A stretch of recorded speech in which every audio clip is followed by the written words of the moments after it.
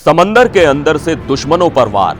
INS Arighat से nuclear missile K4 का test, जो 3500 किलोमीटर दूर तक मार कर सकती है। लेकिन यह टेस्ट क्यों जरूरी है और इसका मतलब क्या है, जानिए पूरी कहानी इस रिपोर्ट में।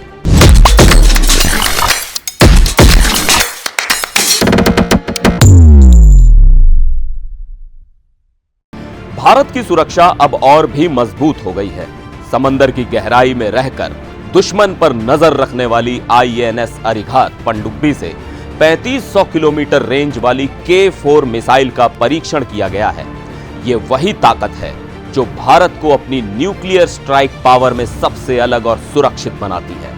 आइए जानते हैं इस मिसाइल और इस ऐतिहासिक टेस्ट की हर डिटेल।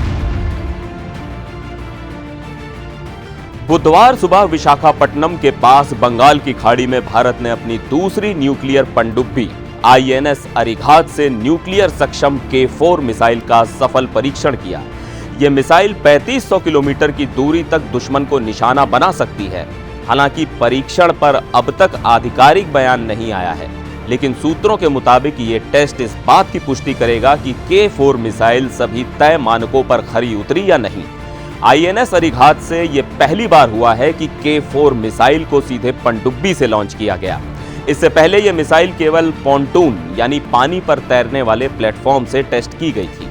इस परीक्षण के बाद भारत ने यह दिखा दिया कि उसकी समुद्र से न्यूक्लियर हमला करने की ताकत पहले से कहीं ज्यादा मजबूत हो चुकी है। आईएनएस अरिघात भारत की दूसरी न्यूक्लियर पनडुब्बी है, जो इस साल 29 अगस्त को कमीशन की गई थी। 6000 टन वाली इस पनडुब्बी की खासियत यह है कि यह 3500 किलोमीटर रेंज वाली K4 मिसाइल ले जा सकती है। K4 मिसाइल ठोस ईंधन से चलती है और इसे इस तरह से डिजाइन किया गया है कि यह दुश्मन को पता चलने से पहले ही उसे खत्म कर सके। इसकी लंबी रेंज और सटीकता इसे भारत के लिए बेहद खास बनाती है। यह पनडुब्बी पर तैनात होने वाली K15 मिसाइल, जिसकी रेंज 750 किलोमीटर है, उससे कहीं ज्यादा घातक और ताकतवर है। भारत के न्यूक्लियर ट्राइएड का मतलब है जमीन, हवा और पानी से न्यूक्लियर हमला करने की ताकत। जमीन पर भारत के पास अग्नि मिसाइलें हैं, जो कई हजार किलोमीटर तक दुश्मन को निशाना बना सकती हैं। हवा में फाइटर जेट्स जैसे मिराज 2000 न्यूक्लियर हथियार ले जाने में सक्षम है। लेकिन न्यूक्लियर ट्राइएड का सबसे सुरक्षित और घातक हिस्सा समुद्र के अंदर से हमला करने की ताकत है। पनडुब्बी से लॉन्च की गई मिसाइल को ट्रैक करना लगभग नामुमकिन होता है। यही वजह है कि आईएनएस अरिघात और K4 का ये परीक्षण भारत के न्यूक्लियर सिस्टम को बेहद मजबूत बनाता है। आईएनएस अरिघात के बाद भारत अगले साल आईएनएस अरिधमान नाम की एक और पनडुब्बी को कमीशन करने की तैयारी कर रहा है। ये 7000 टन की होगी। आईएनएस अरिधमान आईएनएस अरिहंत और अरिघात से थोड़ी बड़ी होगी और इसमें ज्यादा मिसाइल तैनात करने की क्षमता होगी। इसके अलावा भारत 13,500 टन की पनडुब्बियां भी बनाने की योजना बना रहा है। ये पनडुब्बियां और भी ताकतवर होंगी और लंबी दूरी तक हमला कर सकेंगी। हालांकि भारत अपनी ताकत में लगातार इजाफा कर रहा है, लेकिन अभी भी चीन और अमेरिका जैसे देशों से पीछे है।